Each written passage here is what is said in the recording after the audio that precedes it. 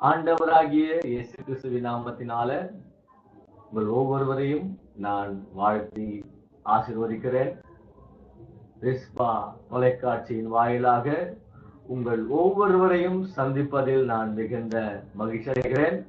ஆண்டவராகிய இயேசு கிறிஸ்து இந்த நிகழ்ச்சியின் வாயிலாக உங்களை நிச்சயமாக ஆசீர்வதிக்க போகிறார், ஆசீர்வதிப்பார் என்று சொல்லி நான் ஆண்டவராகிய இயேசுவில் நான் மிகவும் நம்பிக்கை உள்ளவனாக இருக்கிறேன்.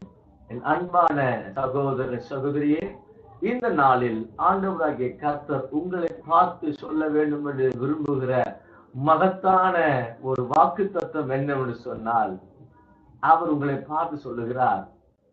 யாத்திராகமம் 34ஆம் அதிகாரம் 10வது வசனம் இப்படியாக சொல்லுகிறது, உன்னோடு கூட இருந்து நான் செய்யும் காரியம் பயங்கரமாக இருக்க போகிறது. எனக்கு அன்பான கர்த்தருடைய பிள்ளைகளே, நீங்கள் உங்கள் காரியங்களை குறித்து கலங்கி கொண்டிருக்கலாம், உங்களுடைய சூழ்நிலைகளை குறித்து பயந்து கொண்டிருக்கலாம், உங்கள் வாழ்க்கை குறித்து நீங்கள் மிகவும் விரக்தியின் தன்மையில், விரக்தியின் சூழ்நிலையில் வாழ்ந்து கொண்டிருக்கலாம். என் வாழ்க்கையில எப்பொழுது ஒரு நல்ல காரியம் நடக்கும், எப்பொழுது தோன்றும், எப்பொழுது வாய்க்கும், எப்பொழுது நடக்கும், எப்பொழுது நிறைவேறும் என்று சொல்லி நீங்கள் அங்கலாய்த்துக் கொண்டிருக்கலாம்.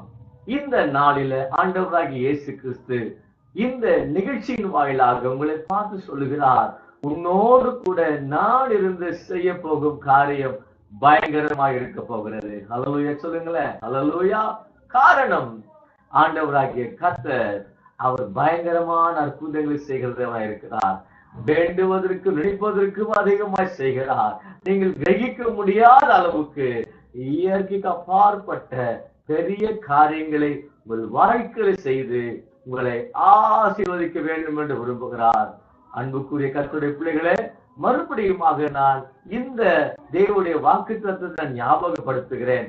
யாத்திராகமம் 34ஆம் அதிகாரம் 10வது வசனத்தில் ஆண்டவர் உங்களை பார்த்து சொல்லுகிறார், உன்னோடு கூட இருந்து நான் செய்ய போகும் காரியம் பயங்கரமா இருக்க போகிறது. நீங்க நினைக்கலாம், என் கூட யாருமே இல்லையே, என் கணவர் இல்லையே, என் மனைவி இல்லையே, என் பிள்ளைகள் இல்லையே, என் பெற்றோர்கள் இல்லையே, என் உறவுகள் இல்லையே, என் நண்பர்கள் யாருமே இல்லைன்னு சொல்லி நீங்கள் கலங்கி கொண்டிருக்கலாம்.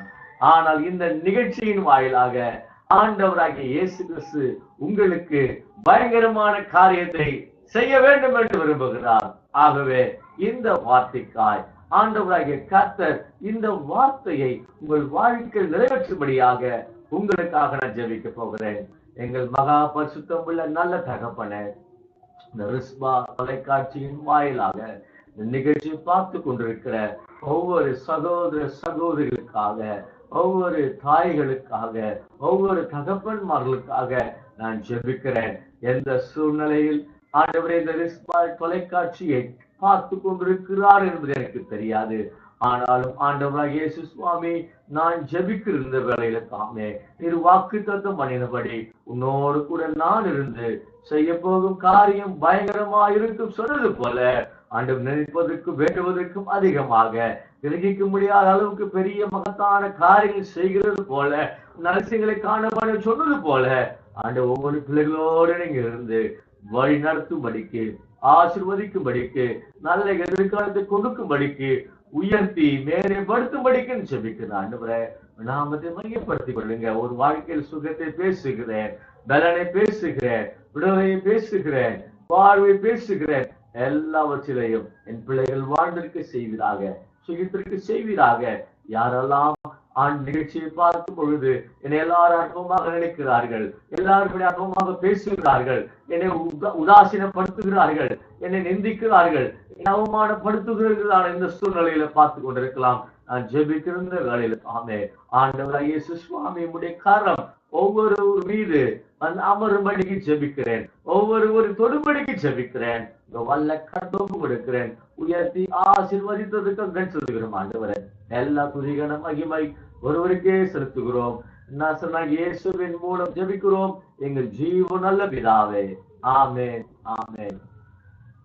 மறந்து விடாதீர்கள், உங்களோடு கூட இருந்து பயங்கரமான காரியங்கள் செய்ய போகிற ஆண்டவராக இயேசு கிறிஸ்து உங்களோடு கூட இருக்கிறார். இயேசு உங்களை நேசிக்கிறார், இயேசு ஜீவிக்கிறார், இயேசு நல்லவராகவே இருக்கிறார். நீங்கள் ஆசீர்வதிக்கப்பட்டவர்களாக இருக்கிறீர்கள்.